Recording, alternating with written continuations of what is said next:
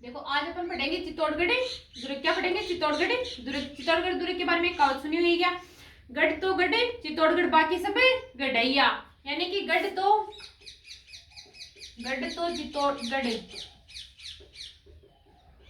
यानी कि चित्तौड़गढ़ के बराबर कोई सा गढ़ नहीं है। गढ़ तो चित्तौड़गढ़ बाकी सब गढ़ैया। ठीक है, गढ़ तो चित्तौड़गढ़ बाकी सब गढ़ैया। चित्तौड़गढ़ जैसो में सो कोई नहीं, मान मोर बड़ी गंभीरता से मान मोरी ने बप्पा रावल को बेचा था। यानी कि चित्तौड़गढ़ जैसा में कोई नहीं। ठीक है, आप इतना ही रखो। अब देखो, चित्तौड़गढ़ दुर्ग बना हुआ एक व्हेल मछली के आकार के समान। किसके समान? व्हेल मछली के आकार के समान। ये दो नदियों के संगम पर बना हुआ है, यानी कि बड़ी गंभीरता से बेचा था। तो यहाँ पर बेड़च और गंभीरी। चित्तौड़गढ़ जैसो मेसो कोई नहीं, यानी मेसो के पठार पर बना हुआ है। किसके पठार पर? मेसो के पठार पर। मेसो का पठार। समुद्र तल से ऊंचाई इसकी 1850 फीट और 13 वर्ग मील में फैला हुआ है। पहले देखो, चित्तौड़गढ़ दुर्ग का निर्माण किसने करवाया? मौर्य चित्रांगद ने। ठीक है, लेकिन एक बार यहाँ पर एक कवि आए थे, श्यामल दास। वीर विनोद के रचयिता ने श्यामल दास।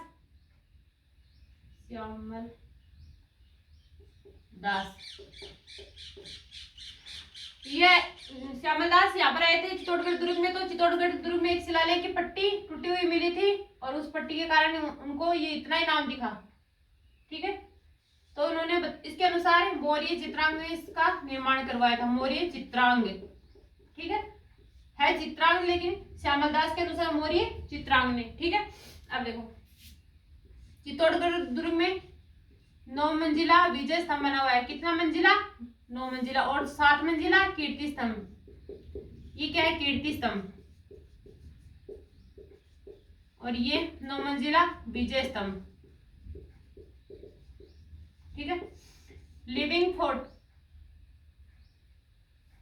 यहाँ पे लिविंग पैलेस बना हुआ है, जो राजस्थान का पहला आवासीय दुर्ग है। ठीक है, अब देखो, चित्तौड़गढ़ दुर्ग के दूसरे नाम देखो कौन कौन से हैं। चित्रकूट भी कहा जाता है इसको। क्या कहा जाता है? चित्रकूट। दुर्गों का सिरमौर, दक्षिण पूर्वी राजस्थान का प्रवेश द्वार।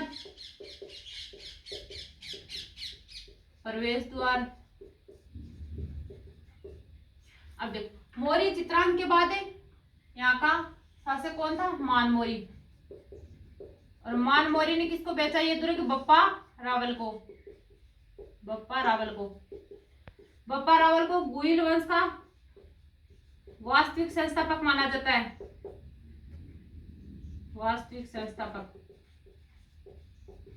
ठीक है, बप्पा रावल ने 734 ईस्वी में एकलिंग जी का मंदिर का निर्माण करवाया जाता था। एकलिंग जी के प्रवर्तक कौन है? लकुलिश मुनि और पाशुपात संप्रदाय की प्रधान पीठ भी एकलिंग जी के कैलाशपुरी में है।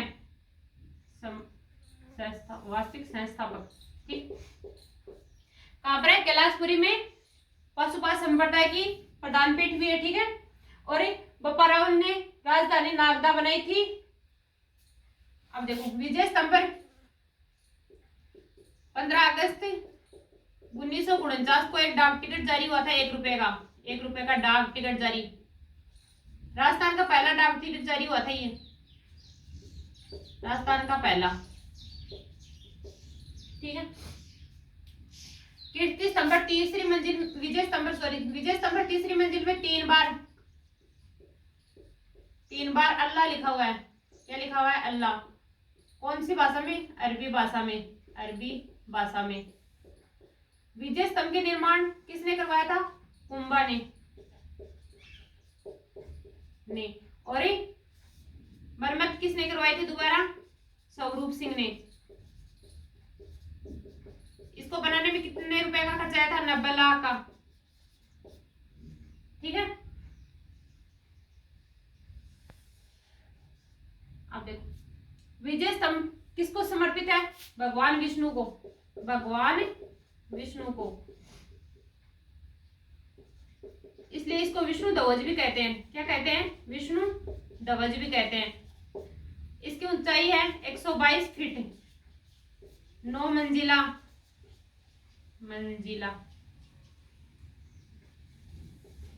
157 सीढ़ियों युक्त है। कितनी सीढ़ियों युक्त? 157 सीढ़ियों युक्त। ये है अपना विजय स्तंभ। ठीक है, विजय स्तंभ के इसके शिल्पी कौन है? विजय स्तंभ के शिल्पी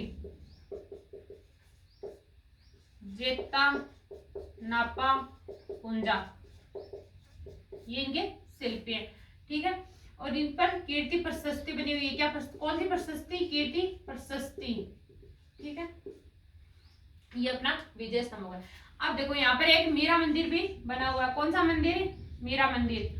और यहाँ पर संत रैदास जी की छतरी बनी हुई है। अब देखो चित्तौड़गढ़ दुर्ग में 3 साके हुए थे। कब कब? 1303 में, 1534 में और 1567-68 में। 1567-68 में। इतना याद होगा। यानी कि मौर्य चित्रांग ने चित्तौड़गढ़ दुर्ग का निर्माण करवाया था। कि चित्तौड़गढ़ पर कहावत है गढ़ तो चित्तौड़गढ़ बाकी सब गढ़ैया।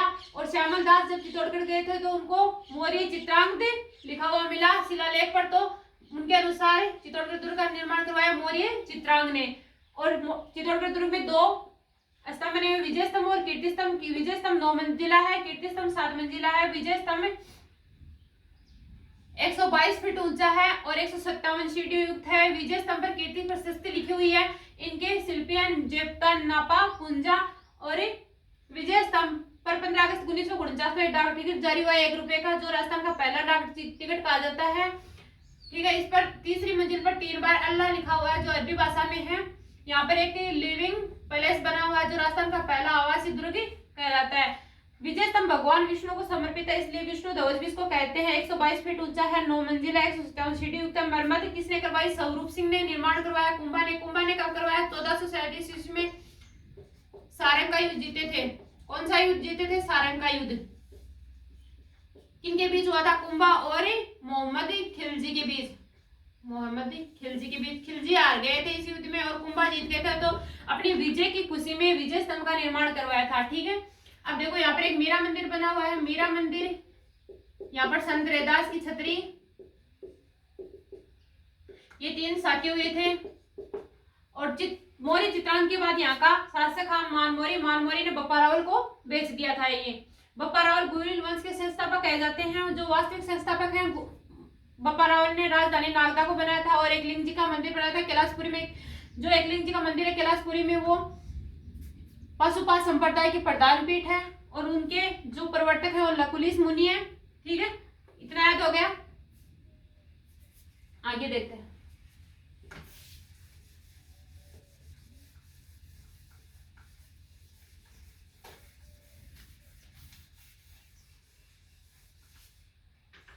चित्तौड़गढ़ का पहला साका कब हुआ था? 1303 में। किन किन के बीच हुआ था?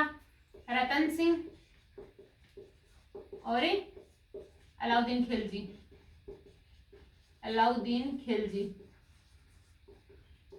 अब देखो, अलाउद्दीन खिलजी दिल्ली का शासक था, रतन सिंह मेवाड़ का शासक था। तो रतन सिंह की पत्नी का नाम था रानी पद्मावती। बताया जाता है कि रामल दौता आया था श्रीलंका से, उसने आकर रानी पद्मावती के सुंदरता का बखान किया था। तब रतन सिंह को ये बात पसंद आई और रतन सिंह श्रीलंका गए थे। रानी पद्मावती है, उनके पिता का नाम था गंधर्व सेन और माता का नाम था चंपावती, और श्रीलंका से रानी पद्मावती से शादी करके आए थे। अब देखो, अलाउद्दीन खिलजी को भड़काने वाले कौन थे? राघव चेतन। उन्होंने क्या बताया कि रानी पद्मावती की सुंदरता का बखान किया और अलाउद्दीन खिलजी को रानी पद्मावती के लिए लालायित किया। तो अलाउद्दीन खिलजी ने 1303 में रतन सिंह पर आक्रमण कर दिया। कब? 1303 में। अब देखो, रानी पद्मावती के चाचा का नाम था गोरा और चचेरे भाई का नाम था बादल। इस युद्ध में गोरा और बादल दोनों ने क्या किया था? केसरिया किया था। और पद्मावती ने जौहर किया था। जौहर किया था 1600 महिलाओं के साथ।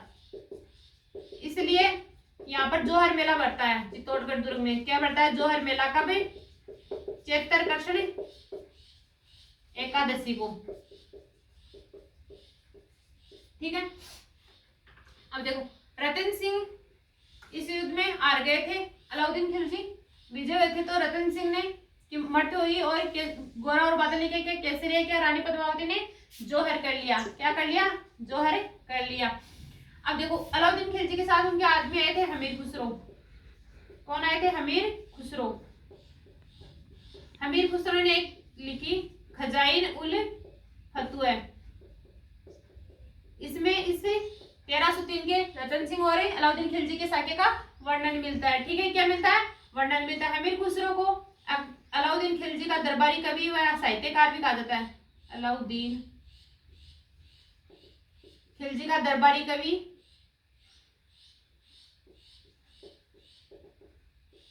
वो साहित्यकार भी कहा जाता है। ठीक है।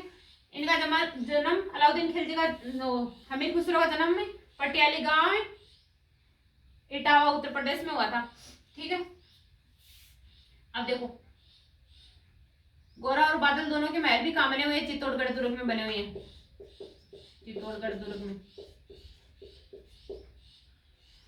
ठीक है। नेक्स्ट देखते हैं अपना दूसरा साका। अलाउद्दीन खिलजी और रतन सिंह के बीच पहला साका हुआ था। कब? 1303 में। रानी पद्मावती ने जौहर किया था 1600 महिलाओं के साथ। और अलाउद्दीन खिलजी को भड़काने वाले कौन थे? राघव चेतन, हमीर खुसरो अलाउद्दीन खिलजी के साथ आए थे। हमीर खुसरो ने खजाइन उल फतुह लिखी जिसमें इस साके का वर्णन मिलता है। और अलाउद्दीन खिलजी के दरबारी कवि साहित्यकार कहे जाते हैं हमीर खुसरो।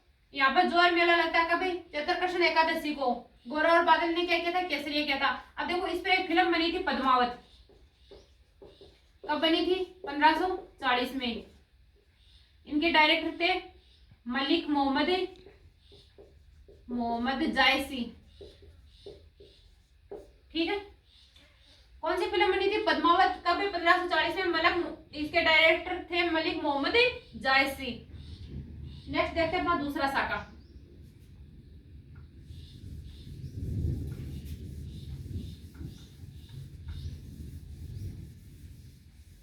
दूसरा साका कब हुआ था? 1534 में।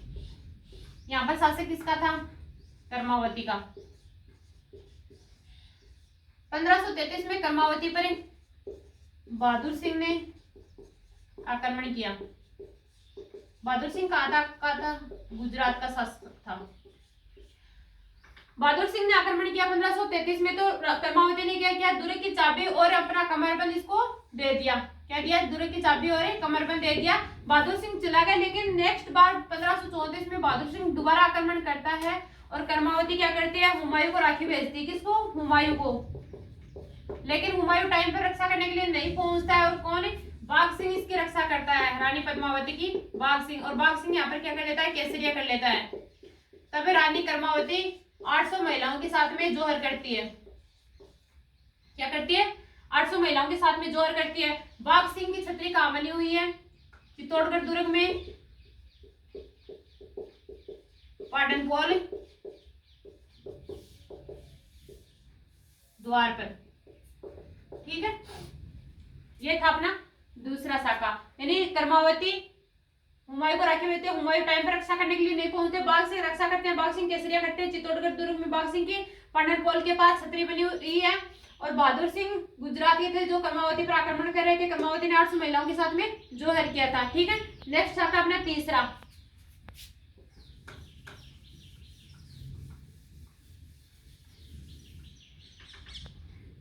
तीसरा साका कब होता है? 1567 और 68 में। देखो, अकबर 2 बार राजस्थान आया था, 67 और 76 में। 67 में आया तो चित्तौड़गढ़ दुर्ग में साका हुआ था। और 76 में आया तो हल्दी घाटी का युद्ध हुआ था। कौन सा युद्ध हुआ था? हल्दी घाटी का। हल्दी घाटी के युद्ध के नाम देखो कौन कौन से हैं। रक्तलाई का युद्ध भी बोलते हैं, गोगुंदा का युद्ध भी बोलते हैं, खमनोर का युद्ध भी बोलते हैं, मेवाड़ की थर्मोपली भी बोलते हैं। और गोपीनाथ शर्मा के अनुसार ये कब हुआ था? 21 जून 1576 को हुआ था।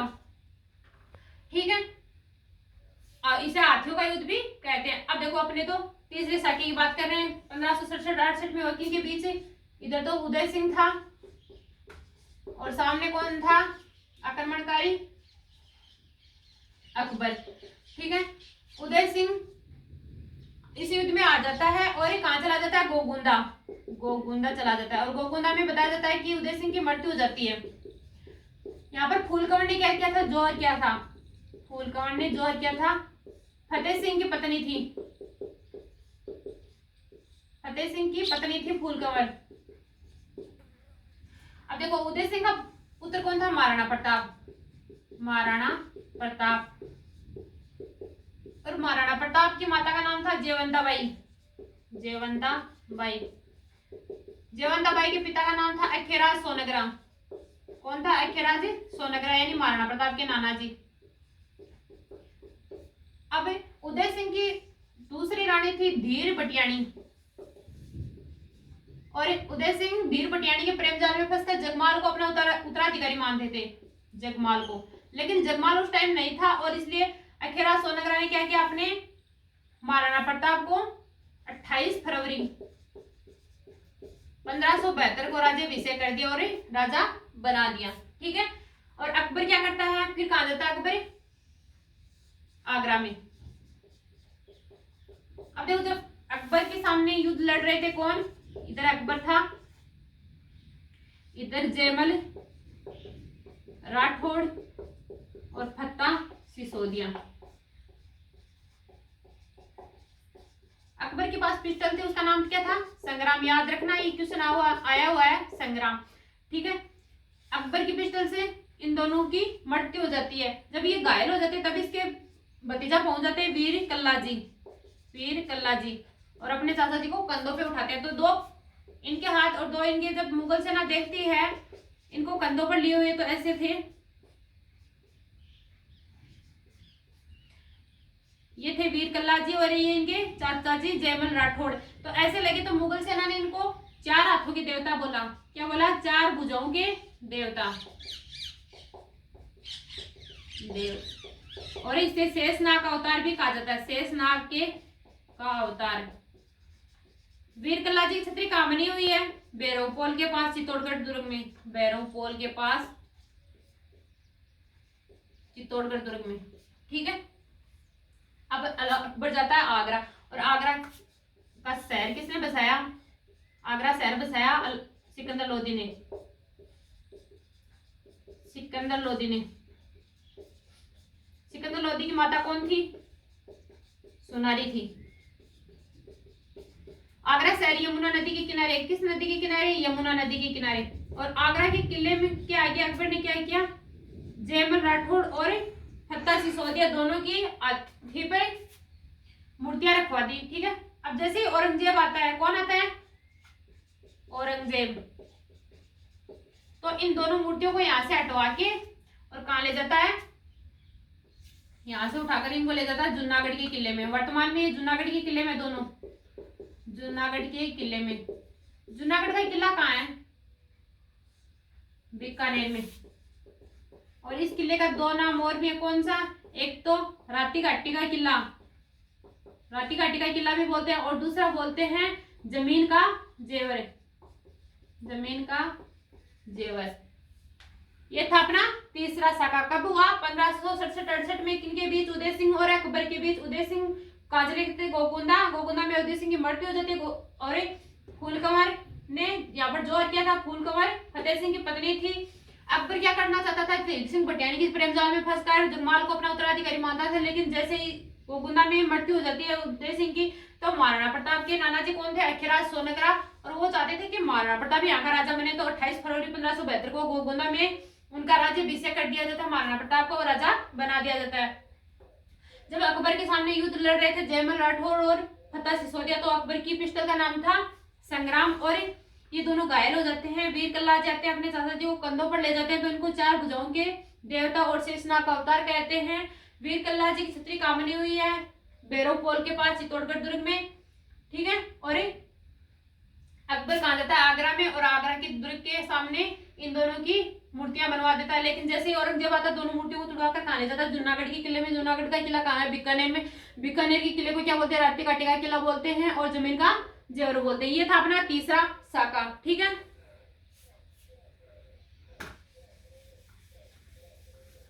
अब देखो चित्तौड़गढ़ दुर्ग में क्या क्या बने हुए हैं।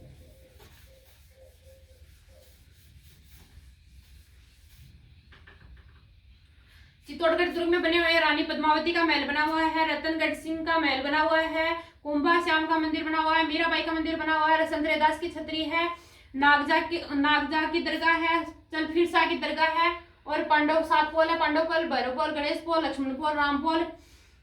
देखो लिख देते हैं क्या क्या बना हुआ है। मीरा मंदिर, संत रैदास की छतरी,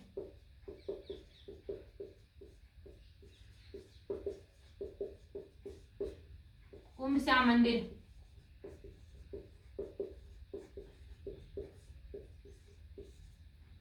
ठीक है, रतनगढ़ मंदिर पैलेस, पद्मावती पैलेस, गोरा बादल का महल, कुंभा का महल आ गए, कुंभा की छतरी, ठीक है, जयमल राठौड़ की छतरी, हत्ता सिसोदिया की छतरी की छतरी, त्रिभुवन नारायण मंदिर,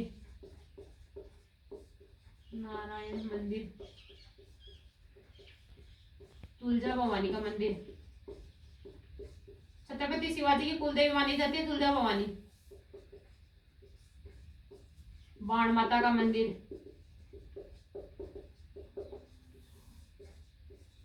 अन्नपूर्णा माता का मंदिर,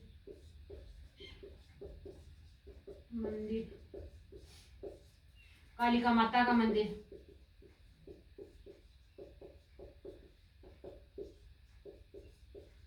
श्रृंगार चमरी, 7 पोल बने हुए हैं। कौन कौन से, पाटन पोल, भैरव पोल, राम पोल, लक्ष्मण पोल, हनुमान पोल,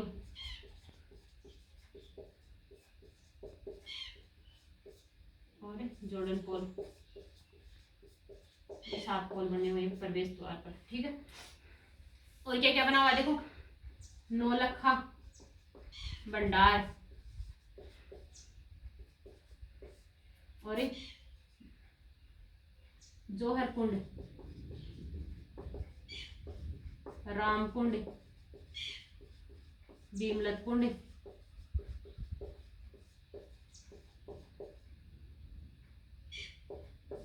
ये इतने बने हुए हैं। क्या क्या बने हुए, मीरा मंदिर, संत रैदास की छतरी, कुंभ श्याम मंदिर, रतनगढ़ मंदिर पैलेस, पद्मावती पैलेस, गोरा बादल महल, कुंभा की छतरी, जयमल राठौड़ की छतरी, फत्ता सिसोदिया की छतरी, पाटन पोल, भैरव पोल, राम पोल, लक्ष्मण पोल, जोर्डन पोल, हनुमान पोल, श्रृंगार चौरी, कालिका माता को मंदिर, अन्नपूर्णा माता को मंदिर, बाण माता को मंदिर, तुलजा भवानी को मंदिर, तिरुभुवन नारायण मंदिर, नौलखा भंडार, जोहर कुंड, राम कुंड, भीमलत कुंड। ये चित्तौड़गढ़ दुर्ग में इतने बने हुए हैं।